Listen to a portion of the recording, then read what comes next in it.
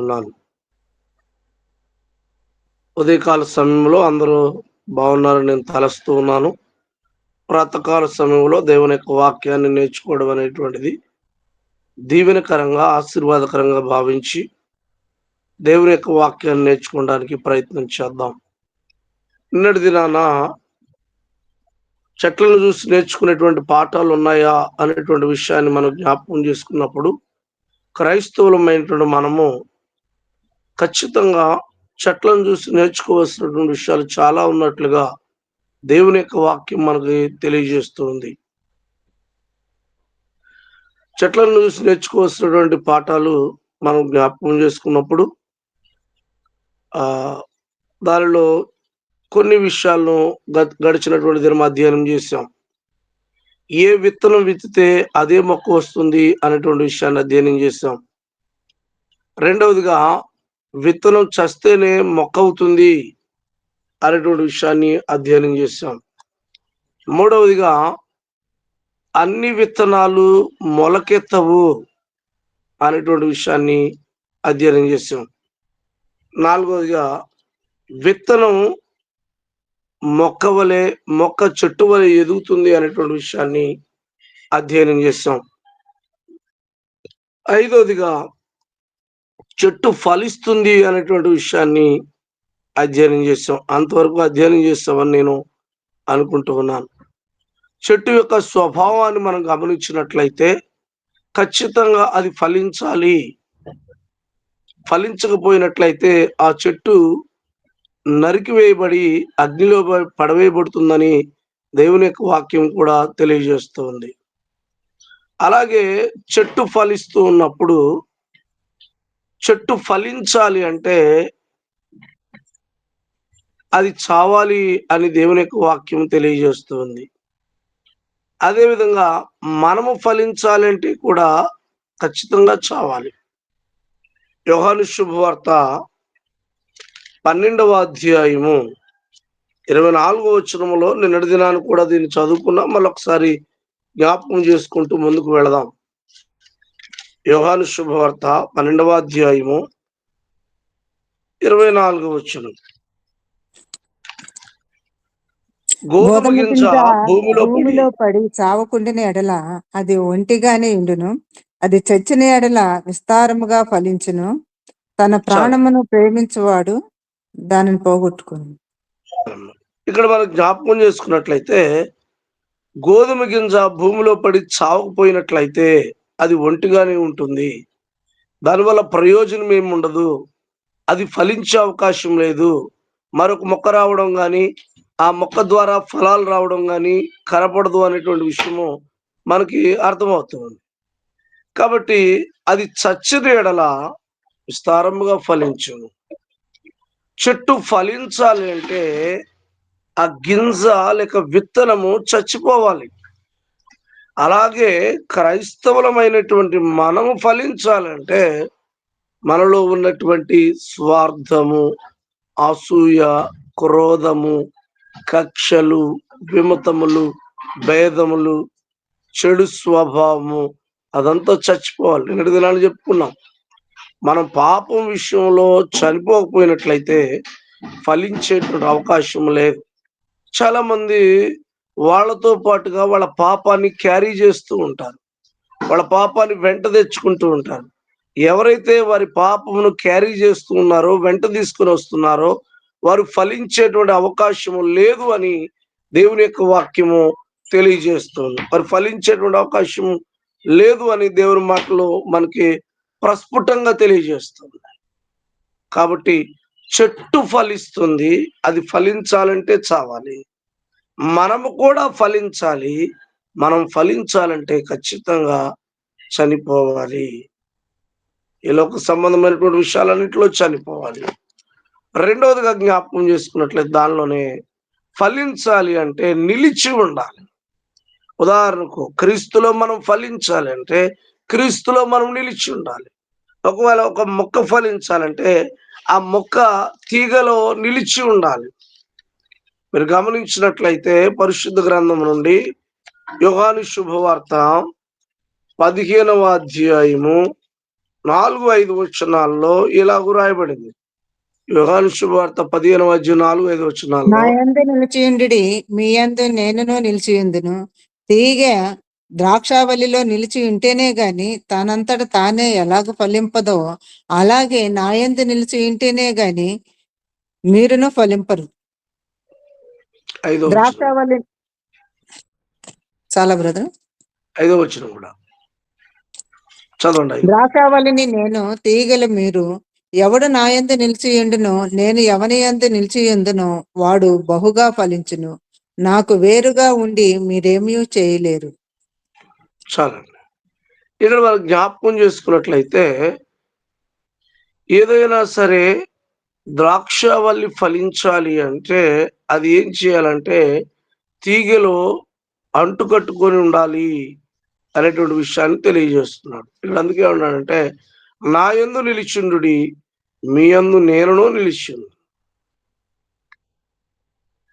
మనము దేవుని యందు నిలిచి ఉన్నట్లయితే దేవుడు కూడా మన యందు నిలిచి ఉంటాడు. మనం ప్రభు యందు నిలిచి ఉన్నట్లయితే ప్రభువు కూడా మన యందు నిలిచి ఉంటాడు. దాని అర్థం అవడానికి తీగ ద్రాక్షావల్లిలో నిలిచి ఉంటేనే గాని తనంతట తానే ఎలాగూ ఫలింపదో. కాబట్టి ఫలించాలి అంటే తీగ ఖచ్చితంగా ద్రాక్షావల్లిలో నిలిచి ఉండాలి. తీగ ద్రాక్షావల్లిలో నిలిచి ఉండకుండా ఎంత మంచి తీగ అయినా బయటకొచ్చి ఉన్నట్లయితే ఆ తీగ ఫలించేటువంటి అవకాశము లేదు. ఈరోజు మీరు గమనించండి, చాలా మంది ఆరాధనకు వెళ్ళరు, ప్రార్థనకు వెళ్ళరు, కార్యక్రమాలకు వెళ్ళరు. మేము బాప్తిసం పొందామంటే పొందాము, మేము ఫలిస్తున్నాం అనుకుంటున్నారు. అటువంటి వారు ఫలించే అవకాశము లేదు. నువ్వు బాప్తిసం పొందావు అని అంటే ఖచ్చితంగా నువ్వు ఫలించాలి. ఫలించాలి అంటే ద్రాక్షావల్లిలో ఉండాలి, అంటే నిలిచి ఉండాలి, దేవునిలో నిలిచి ఉండాలి. ప్రతి ఆదివారం ప్రార్థన సహవాసాన్ని కలిగి ఉండాలి. ప్రతి ఆదివారం సహోదరుల సహవాసము ఐక్యత కలిగి ఉండాలి. దేవుని సన్నిధికి వెళ్ళాలి, పాటల ద్వారా దేవుని మహింపరచాలి, దేవుని వాక్యాన్ని వినాలి, ప్రభు భోజనములో పాల్పంపులు పొందాలి, దేవునికి శ్రేష్టమైనటువంటి కానుకను అర్పించాలి. ఎటువంటి పనులు చేయకుండా లేక దేవుణ్ణి స్తుతించకుండా ఫలించేటువంటి అవకాశం లేదు అనేటువంటి విషయం దేవుని యొక్క వాక్యం తెలియజేస్తుంది. అందుకే ఇక్కడ అంటున్నాడు, అలాగే నా యందు నిలిచి ఉంటేనే గాని మీరును ఫలింపరు. ప్రభు అంటున్నాడు, నా యందు నిలిచి ఉండండి. అంటే ఫలించే తీగ ఫలించడానికి తగిన సామర్థ్యము ఆ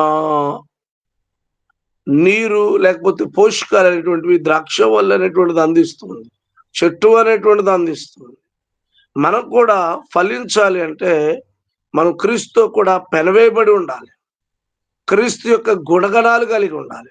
ఒకవేళ గుణగణాలు కలిగి ఉండకుండా ఫలించటం అనేటువంటిది సాధ్యం కాదు. ఫలించకపోతే మన పరిస్థితి ఏంటి? నువ్వు క్రీస్తులో ఫలించకపోతే నీ పరిస్థితి ఏంటి? పరిస్థితి ఏంటంటే మీకు తెలుసు, ఫలించినటువంటి దానిని నరకు వేయబడి అగ్నిలో వేస్తారు అనేటువంటి విషయం మనకు తెలుసు. కనుక చెట్టు ఫలిస్తుంది, మనం ఫలించాలంటే చావాలి, ఫలించాలంటే నిలిచి ఉండాలి అనేటువంటి విషయాన్ని అధ్యయనం చేస్తాం. తర్వాత విషయాన్ని జ్ఞాపకం చేసుకుంటే ఆ చెట్టు ఎలాగో తెలుస్తుంది మనకి, whether it is good or bad, మంచి చెట్ట చెడ్డ చెట్ట అనేది ఎలా తెలుస్తుందంటే పై రూపాన్ని బట్టి చెప్పలేం. ఉదాహరణకు ఒక మనిషిని చూడటంతోనే మంచివాడా చెడ్డవాడా అనేటువంటి దాన్ని పై రూపాన్ని బట్టి చెప్పలేం. ఒకవేళ పైకి ఆ చాలా మంచిగా కనపడవచ్చు. అప్పుడప్పుడు అంటుంటారు, ఆ మనిషి మంచోడే కానండి గుణం గుడి చెట్టుదండి అని మాట్లాడుతూ ఉంటారు. అంటే మనిషి లేకపోతే మానవుడు పైకి బాగానే వందనాలు చెప్తూ ఉంటారు, పైకి బాగానే కనపడుతూ ఉంటారు, కానీ వారు ఎలాంటి వారు అనేటువంటిది ఎలా తెలుస్తుంది అంటే చెట్టు ఫలము వలన ఎలా తెలుస్తుందో మనుషులు కూడా అలాగే తెలుస్తారు. ఒక చెట్టు ఇది జామ చెట్ట, ఒకవేళ అది జామాకులను బట్టి ఇది జామ చెట్టు అని చెప్పొచ్చు, కానీ కాయలను బట్టి ఫలములను బట్టి పక్కాగా అది ఏం చెట్టు మనం చెప్పవచ్చు. లూకా శుభవార్త 6వ అధ్యాయం.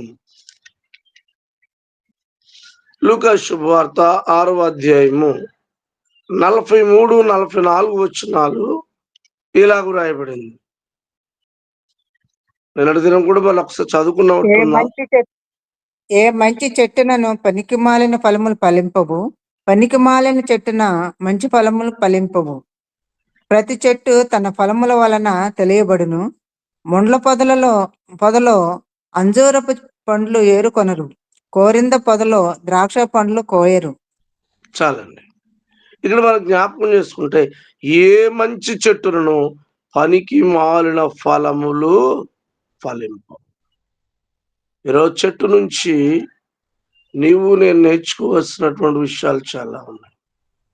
నువ్వు మంచి చెట్టు అయితే, మంచి చెట్టు లాంటి స్వభావం కలిగినటువంటి వారం అయితే, ఎలాంటి పనికి మాలిన ఫలాలు ఫలించు. నీలో ఒక పనికి మాలిన ఫలం ఉంది అంటే, నువ్వు మంచి చెట్టువు కాదు. పనికి మాలిన ఫలం ఏంటంటే అంటారు అసూయ, క్రోధము, మత్సరము, ఎదుటి వారిని చూస్తే ఓర్చుకోలేకపోవటం, ఇలాగూ చాలా రకాలైనటువంటి స్వభావాలు ఉన్నాయి. కాబట్టి పనికి మాలిన చెట్టున మంచి ఫలాలు ఫలించే అవకాశము, ఏమంటే నేను ఫలానా మంచి పని చేస్తాను కదా అని అంటే, అసలు పనికి మాలిన చెట్టులో మంచి ఫలాలు ఫలించే అవకాశము లేదు అంటున్నాడు. దానికి ఉదాహరణగా 44వ వచనం అంటాడు, ప్రతి చెట్టు తన ఫలముల వలన తెలియబడును. ప్రతి చెట్టు ఎలా తెలియబడుతుందంట? తన ఫలం వల్ల తెలియబడుతుంది. ప్రతి చెట్టు కూడా ఆ కాసేటువంటి కాయను బట్టి అది ఏ చెట్టు, మంచి చెట్ట, చెడ్డ చెట్ట. ఈరోజు మనము జీవించేటువంటి జీవితాన్ని బట్టి, మనం బ్రతికే బ్రతుకును బట్టి, మనం మాట్లాడే మాటలను బట్టి మంచి చెట్ట, చెడ్డ చెట్ట అనేటువంటి తెలియబడుతుంది అంటూ, మన మంచి వారమో చెడ్డవారమో అర్థమవుతుంది. అక్కడ అంటున్నాడు, ముండ్ల పొదలో అంజూరపు పండ్లు ఏరుకొండ్రు. ముళ్ళ చెట్లలో వెళ్ళి అంజూరపు పండ్లు ఏరుకునేటువంటి అవకాశం లేదు. కోరింద పొదలో ద్రాక్ష పండ్లు కోయరు. కోరింద పొదలో ద్రాక్ష పండ్లు కోసేటువంటి అవకాశము లేదు. అలాగే మనం మంచివారం అయితే మంచి ఫలాలు ఫలిస్తాం, ఒకవేళ చెడ్డవారం అయితే చెడ్డ ఫలాలు ఫలిస్తాం. కానీ చెడ్డవారై ఉండి మంచి ఫలాలు ఫలించే అవకాశం లేదు, మంచి వారమై ఉండి చెడ్డ ఫలాలు ఫలించే అవకాశం లేదు. ఆ రెండిటికి పూర్తి వ్యత్యాసం ఉందనే విషయం కనబడుతుంది. ఇంకా మనం జ్ఞాపకం చేసుకుంటే, మనం ఎలాంటి వారమో మన క్రియలు, మన మాటలు అనేటువంటివి మనకు ఖచ్చితంగా తెలియజేస్తాయి. తీతుకు రాసినటువంటి పత్రిక 1వ అధ్యాయం 16వ వచనానికి జ్ఞాపకం చేసుకున్నట్లయితే, తీతుకు రాసిన పత్రిక 1వ అధ్యాయం 16వ వచనం,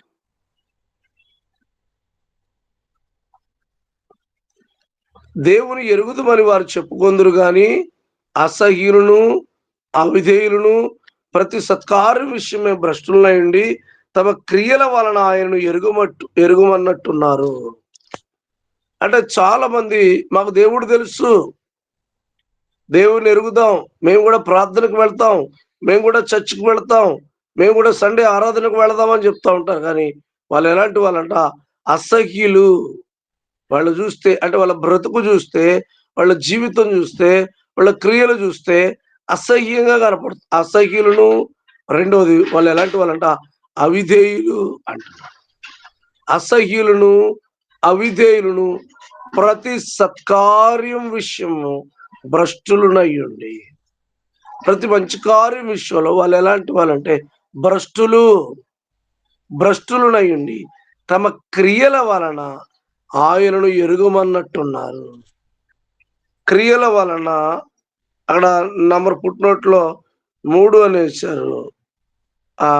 ఎరుగమన్నట్టు ఉన్నారంటే ఆయనను ఎరుగమను వారు అన్నాడు. అంటే వాళ్ళు చేసే పనుల వలన దేవుడంటే తెలుసని నోటితో చెప్పినప్పటికి కూడా వాళ్ళు చేసేటువంటి పనుల వల్ల, వాళ్ళు చేసే క్రియల వల్ల, వాళ్ళ మాటల వల్ల దేవుడు వీరికి తెలియదు అనేటువంటి పరిస్థితి కనబడుతుంది.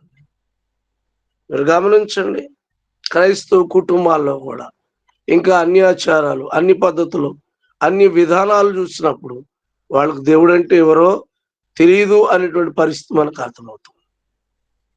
ఈరోజు ఇప్పటికి కూడా అటువంటి పరిస్థితులు, స్థితిగతులు క్రైస్తవ కుటుంబాల్లో కనబడుతూ ఉన్నాయి. క్రైస్తవ కుటుంబాల్లో ఇప్పటికి కూడాను ఆ ఇంటి ముందు ఏదో చెట్లు కట్టుకునేటువంటి వాళ్ళు ఉన్నారు, లేకపోతే గుమ్మడికాయలు కట్టుకునేటువంటి వాళ్ళు ఉన్నారు, లేకపోతే ఇంకోటి చేసేటువంటి వాళ్ళు ఉన్నారు. మన క్రియలు అనేటువంటివి మనం ఎలాంటి వారమో మనకి తెలియజేస్తుంది. అలాగే బైబిల్ గ్రంథంలో అంటాడు, అబద్ధ బోధకులు కూడా తెలుసుకోవచ్చు, ఎలాగంటే వారి క్రియల వల్ల తెలుసుకోవచ్చు అని. మత్తయి శుభవార్త 7వ అధ్యాయం 4-5 15-16 వచనాలు గమనించినట్లయితే మన మధ్యలో అక్కడ కూడా అబద్ధ బోధకుల గురించి తెలుసుకోవచ్చు అన్నాడు. అబద్ధ ప్రవక్తల గురించి జాగ్రత్త పడి వారు గొర్రెల చర్మం వేసుకుని మీ యొద్దకు వత్తురు గాని లోపల వారు క్రూరమైన తోడేళ్ళు. వారి ఫలముల వల్ల మీరు వారిని తెలుసుకుందరు. ముండ్ల పొదలలో ద్రాక్ష పండ్లనైనను, పల్లేరు చెట్లను, అంజూరు పండ్లైనను కోయుదురా. అలాగునే మంచి చెట్టు మంచి ఫలములు ఫలించును, పనికి మాలిన చెట్టు కాని ఫలములు ఫలించును. మంచి చెట్టు కాని ఫలములు ఫలింపనేరదు, పనికి మాలిన చెట్టు మంచి ఫలములు ఫలింప. ఎంత చక్కగా తెలియజేస్తున్నాడు. అంటే అబద్ధ బోధకులను కూడా క్రైస్తవులమైనటువంటి మనం ఫైండ్ అవుట్ చేయొచ్చు. అంటే వారి క్రియలను బట్టి తెలుసుకోవచ్చు. వాళ్ళు ఏంటంట, గొర్రెల చర్మం వేసుకొని మీ యొద్దకు వత్తురు కానీ లోపల వారు క్రూరమైనటువంటి తోడేళ్ళు.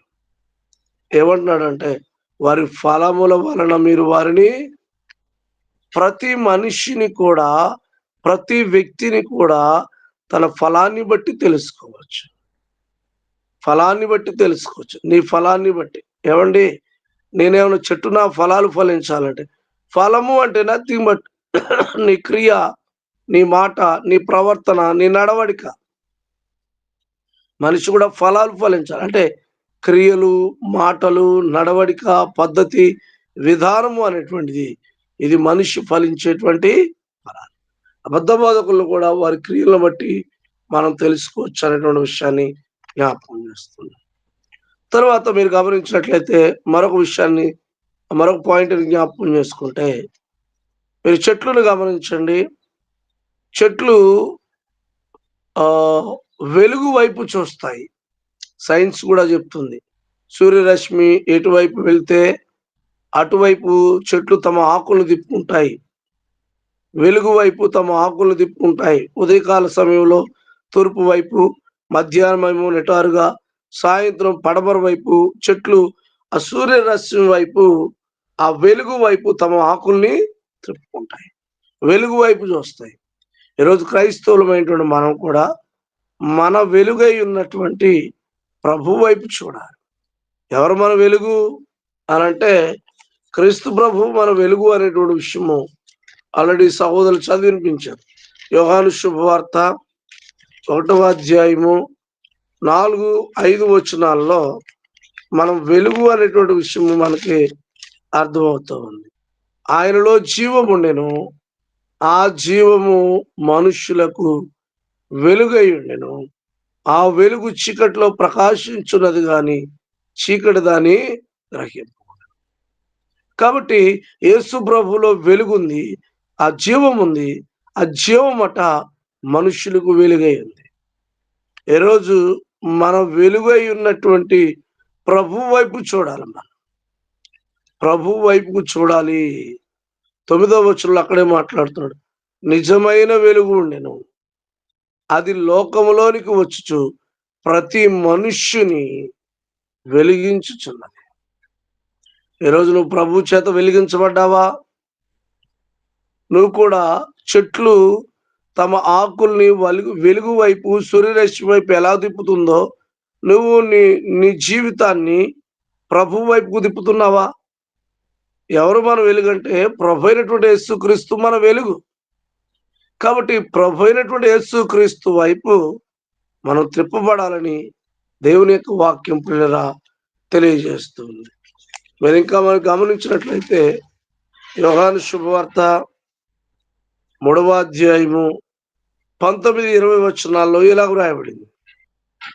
యోహాను శుభవార్త 3వ అధ్యాయం 19-20 వచనాలు. ఆ తీర్పు ఇదే, వెలుగు లోకములోనికి వచ్చెను గాని తమ క్రియలు చెడ్డవైనందున మనుషులు వెలుగును ప్రేమింపక చీకటినే ప్రేమించిరి. దుష్కార్యము చేయు ప్రతివాడు వెలుగును ద్వేషించును, తన క్రియలు దుష్క్రియలుగా కనబడకుండానట్లు వెలుగునొద్దకు రాడు. చాలండి. ఇక్కడ ప్రభు అయినటువంటి యేసుక్రీస్తు ఒక అద్భుతమైనటువంటి విషయాన్ని తెలియజేస్తున్నాడు. ఆ తీర్పు ఇదే, వెలుగు లోకములోనికి వచ్చెను గాని, ఎవరా వెలుగు? ప్రభు అయినటువంటి యేసుక్రీస్తు లోకములోనికి వచ్చెను గాని తమ క్రియలు చెడ్డమైనందున మనుషులు వెలుగును ప్రేమింపక చీకటినే ప్రేమించారు. మీరు గమనించండి, మనం వెలుగుని ప్రేమించకపోతే ఏం ప్రేమిస్తామంటే చీకటినే ప్రేమిస్తాం. మంచి కార్యాలను ప్రేమించకపోతే చీకటి సంబంధమైనటువంటి కార్యాలనే ప్రేమిస్తూ ఉంటాం. కొంతమందికి ఎట్లా అంటే ఏదైనా వాక్యం చెప్పినప్పుడు నా గురించే చెప్పారు అనుకుంటారు, కానీ నా గురించే చెప్పారు నేను మార్చుకుందాం అనుకోను. నా గురించే చెప్పారు, నా గురించి చెప్తే నేను ప్రార్థనకి ఎందుకు రావాలి, నేను మందిరానికి ఎందుకు రావాలి, నా గురించి ఎవరు చెప్పమన్నారు, అసలు నా విషయాలు ఎలా తెలుసు మీకు అని సేవకుని మీదకి కానీ ఇంకో వ్యక్తి మీదకి కానీ వెళ్ళిపోతూ ఉంటారు. ఓకే, నీ గురించే చెప్పారు, దాంట్లో నిజముందా లేదా ఆలోచన చేయి. నిజం ఉన్నప్పుడు ఖచ్చితంగా నువ్వేం చేయాలంటే మార్చుకోవాల్సిన అవసరత ఎంతైనా ఉంది. చాలా మంది వెలుగును ప్రేమించక చీకటినే ప్రేమిస్తున్నారు. మంచి క్రియలను ప్రేమించట్లేదు, వెలుగు వైపు చూడట్లేదు, చీకటి వైపుకు వెళుతున్నారు, చీకటి మాటలు వింటున్నారు, చీకటి సంబంధమైన కార్యాలు చేస్తున్నారు. అందుకే 20వ వచనంలో దుష్కార్యము చేయు ప్రతివాడు, అంటే దుష్కార్యము చేయు అనే దగ్గర 4 అనేసి దుష్కార్యము అభ్యసించు ప్రతివాడు, చేయు అనే దగ్గర 4 అన్నాడు, అంటే అభ్యసించు. చాలా మంది క్రైస్తవులు కూడా రక్షణ పొందిన తర్వాత, బాప్తిసం పొందిన తర్వాత ఇంకా దుష్కార్యములు అభ్యసిస్తూ ఉన్నారు. బోధ ఒకటి, జీవితం ఒకటి. క్రైస్తవులుగా మేము ఇలా ఉండాలి అంటారు, కానీ ఉండలేని పరిస్థితి. అటువంటి స్థితిగతిలో క్రైస్తవులు కొనసాగుతారు. ఈరోజు చెట్ల నుంచి నువ్వు నేర్చుకోవాలి. చెట్లు ఎలాగ వెలుగు వైపు చూస్తున్నాయో నువ్వు కూడా చీకటి వైపు కాకుండా వెలుగు వైపు చూడాలి. ప్రతి వాడు వెలుగును ద్వేషించును, అంటే ఎవరైతే దుష్కార్యాలను అభ్యసించే ప్రతి వాడు వెలుగును ద్వేషిస్తాడు. వాడికి వెలుగు కుదరదు, తన క్రియలు దుష్క్రియలుగా కనబడకుండానట్లు. ఎక్కడికి రాడు? వెలుగునొద్దకు రాడు, వాస్తవం దగ్గరికి రాడు. క్రియలు దుష్క్రియలుగా కనపడకుండా ఉండాలంటే, ఒకవేళ నువ్వు చీకట్లో ఉంటే నువ్వు మంచివాడుగానే కనపడతావు, కానీ నీ క్రియలు మంచి క్రియలా చెడ్డ క్రియలా తెలియాలి అంటే నువ్వు వెలుగునొద్దకు రావాలి. అక్కడ చూడండి, వెలుగునొద్దకు రాడు అంటూ ఉన్నాడు. కనుక ప్రియమైనటువంటి దేవుని పిల్లలారా, ఈరోజు మనమును సులువుగా చిక్కులు పెట్టి పాపమును విడిచిపెట్టి విశ్వాసమునకు కర్తయు దాన్ని కొనసాగించు వాడిని యేసు వైపు చూచు మన ఎదుట ఉంచబడిన పందెములో ఓపికతో పరిగెత్తు.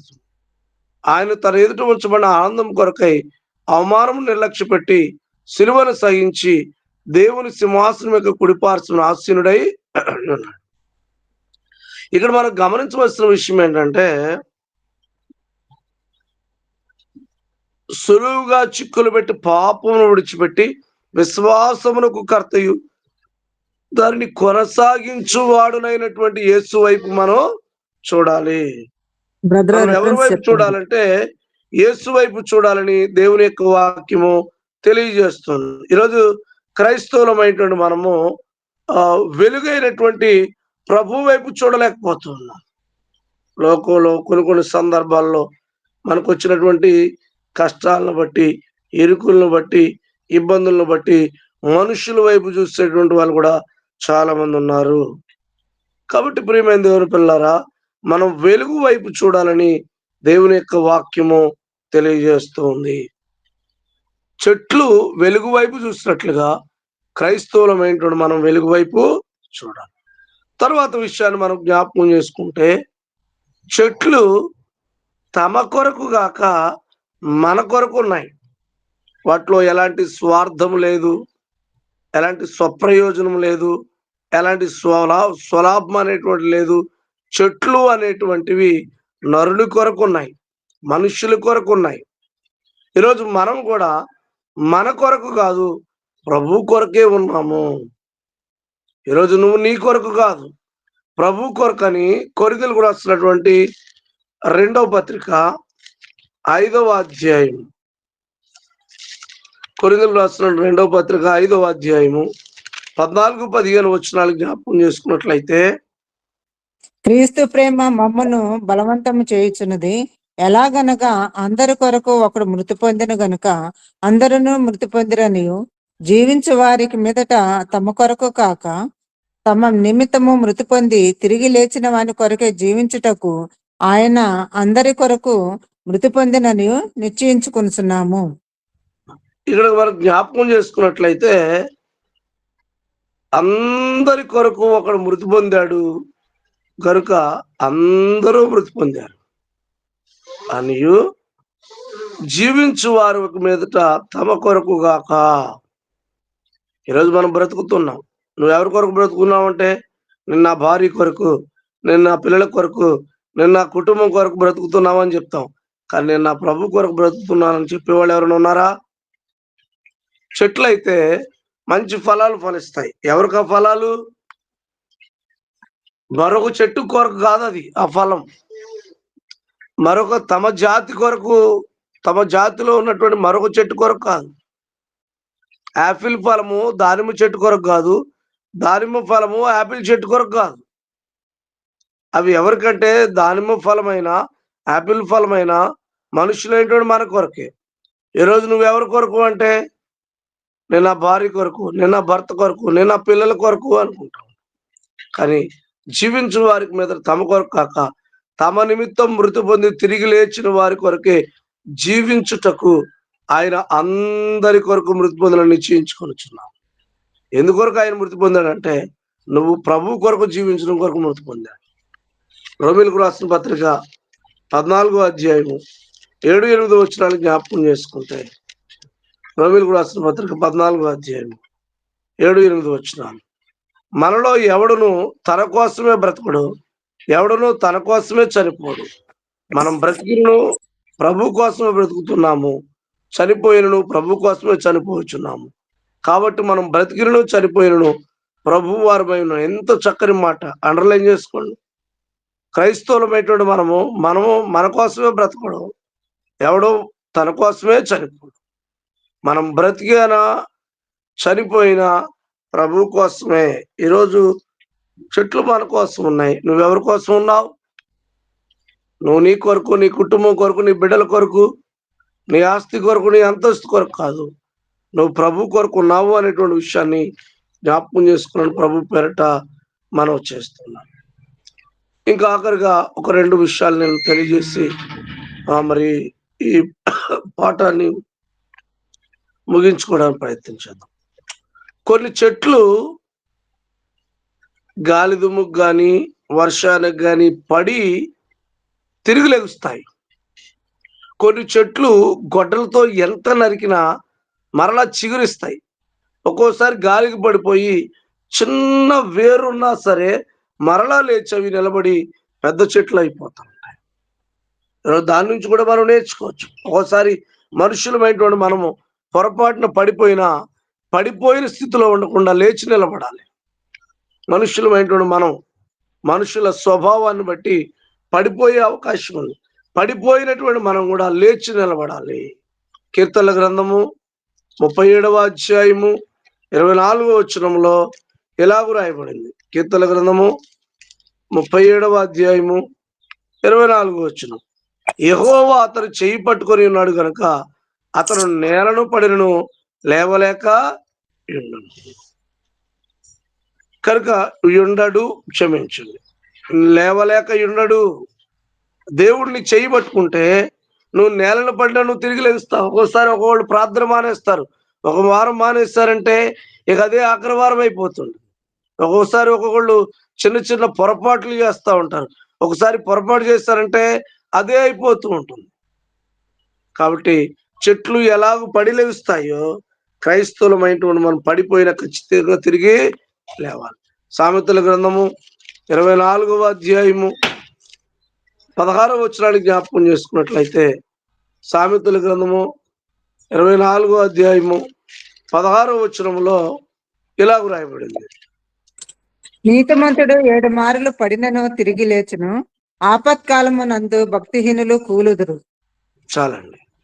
నీతిమంతులట 7 మారులు పడినను తిరిగి లేస్తారు.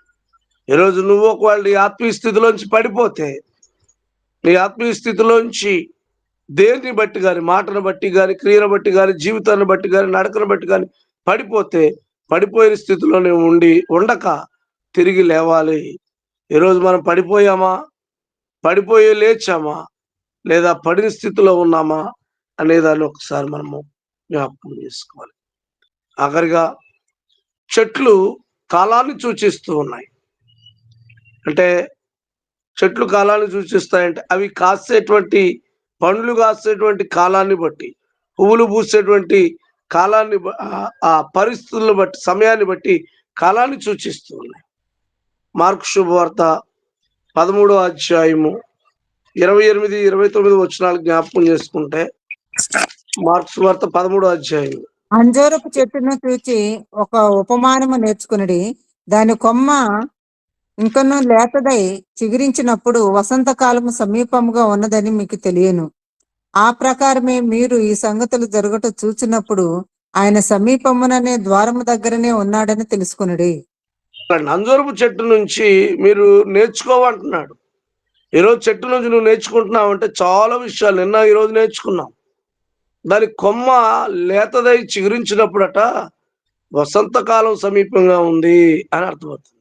కొమ్మ లేతగా ఉండి చిగురించినప్పుడు వసంతకాలం స్టార్ట్ అయింది అని అర్థమవుతుంది. ఇదే విషయం లూకా శుభవార్త 21వ అధ్యాయము 29, 30 వచనాలు జ్ఞాపకం చేసుకుంటే, 21వ అధ్యాయము 29, 30 వచనాలు. మరియు ఆయన వారితో ఈ ఉపమానం చెప్పెను. అంజూరపు వృక్షమును సమస్త వృక్షములను చూడిడి, అవి చిగురించుట చూచి వసంతకాలం అప్పుడే సమీపమాయనని మీ అంతటా మీరు తెలుసుకుందరు కదా. అటువలే చాలా ఇక్కడ మనం జ్ఞాపకం చేసుకున్నట్లయితే, మీరు అంజూరపు వృక్షాన్ని కానీ మిగతా వృక్షాలు కానీ చూసినప్పుడు అవి చిగురించుట అంటే చిన్న చిన్న ఆకులు, పాత ఆకులు రాలిపోయి కొత్త ఆకులు వస్తున్నప్పుడు వసంతకాలం సమీపమైందని ఎలాగ తెలుసుకుంటారో, అంటే చెట్లు కాలాన్ని సూచిస్తున్నాయి. ఈరోజు మానవులమైనటువంటి మనం కూడా మారు మనసు పొందాలని, మారు మనసు పొంది సిద్ధపాటు కలిగి ఉండాలని దేవుడు మనకు కొన్ని సూచనలు చూపుతూ ఉన్నాడు. వాటిని మనం గ్రహించి అర్థం చేసుకొని దేవుని వైపు తిరగవలసిందిగా ప్రేమపూర్వకంగా కోరుతున్నాం. ఈరోజు క్రైస్తవులమైనటువంటి మనం ఖచ్చితంగా చెట్లను చూసి నేర్చుకోవాల్సిన పాఠాలు ఉన్నాయి. వెళ్తున్నప్పుడు మార్గంలో వెళ్తున్న ఒక చెట్టును చూడు, ఆ చెట్టు ఏమి నేర్పుతుందో గమనించు. క్రైస్తవుడుగా, క్రీస్తు సంఘ సభ్యుడిగా ఆ చెట్లను చూసి మనం నేర్చుకొని మారు మనసు పొంది దేవుని బిడ్డలుగా కొనసాగాలని కోరుకుంటూ, చక్కగా ప్రేమతో ఓపికతో మీ అందరికీ నా హృదయపూర్వకమైన వందనాలు. ఈరోజు కొంచెం ఆలస్యమైంది, అయితే క్షమించాలని కోరుతూ మీ అందరికి నా వందనాలు తెలియజేస్తూ ముగిస్తూ ఉన్నాను.